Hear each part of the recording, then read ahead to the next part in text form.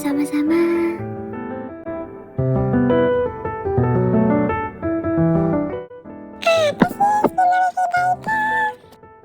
Spina bifida adalah kelainan neural tube yang terjadi akibat kegagalan neural tube untuk menutup dengan sempurna.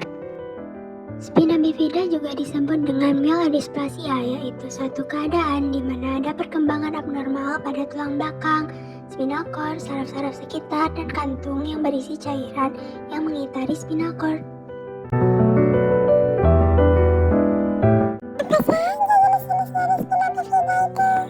Jenis spina bifida ada 3. Pertama, spina bifida occulta yang merupakan spina bifida yang paling ringan. Satu atau beberapa vertebra tidak terbentuk secara normal, tetapi korda spinalis dan selaputnya atau meninges tidak menonjol. Hal ini dapat diidentifikasi setelah kelahiran melalui adanya sejumlah rambut atau area kulit yang lebih gelap dilakukan garis tengah punggung. Bentuk spina bifida ini tidak bisa terdeteksi dan tidak terdapat gejala signifikan. Kedua, spina bifida meningokel, di mana meninges menonjol melalui vertebra yang tidak utuh dan teraba sebagai suatu benjolan berisi cairan di bawah kulit. Meningokel merupakan suatu bentuk spina bifida di mana cairan yang ada di kantong terlihat dari luar atau pada daerah belakang, tetapi kantong tersebut tidak berisi spinal cord ataupun saraf. Spinal cord dan saraf tetap berada di tempat di dalam spinal kanal. Ketiga, ada spina bifida myelomeningokel yang merupakan jenis spina bifida yang paling berat, di mana korda spinalis menonjol dan kulit di atasnya tampak kasar dan merah. Hal ini karena adanya celah antar tulang belakang, tetapi celah ini menyebabkan bocornya meninges dan juga spinal cord keluar di antara celah rongga tulang belakang.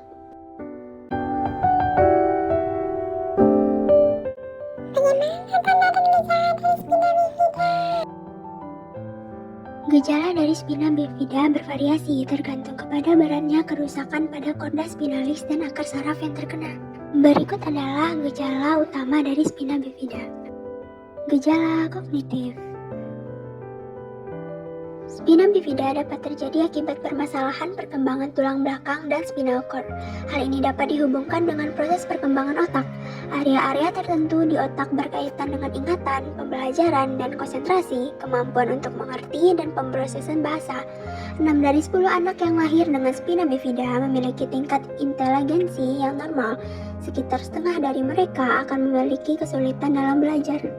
Anak-anak kemungkinan memiliki kesulitan dengan tugas motorik yang rumit, misalnya saja mengikat tali sepatu di mana sangat diperlukan penglihatan yang baik dan koordinasi fisik yang bagus. Gejala mobilitas.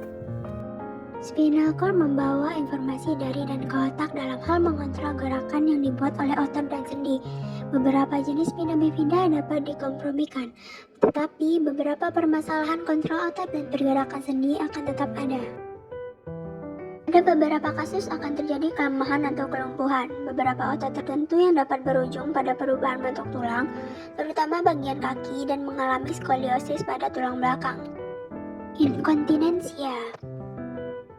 Saraf yang melewati spinal cord juga mengatur fungsi BAB dan BAK, memastikan otot-otot dengan organ ini dapat berkontraksi dan menjaga urin dan kotoran tetap berada di dalam tubuh. Sementara itu, kebanyakan anak-anak dengan spina bifida akan mengalami inkontinensia atau kehilangan kontrol BAK dan BAB.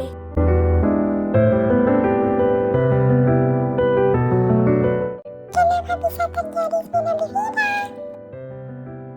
Penyebab pasti spina bifida belum diketahui, tapi kemungkinan berhubungan dengan genetika, lingkungan, dan faktor makanan. Penelitian mengatakan ini dikarenakan adanya tingkat asam folat ibu saat mengandung. Hal ini dianggap berpengaruh pada proses perkembangan dan pembentukan sel-sel dan jaringan janin. Asam folat adalah vitamin yang tersedia dalam makanan dan sering ditambahkan pada produk sereal. Kandungan ini juga dapat ditemukan pada produk-produk suplemen. Faktor lain yang dapat menyebabkan spina bifida meliputi riwayat keluarga, penggunaan obat-obat anti kejang, overweight, demam tinggi pada awal kehamilan, diabetes mellitus.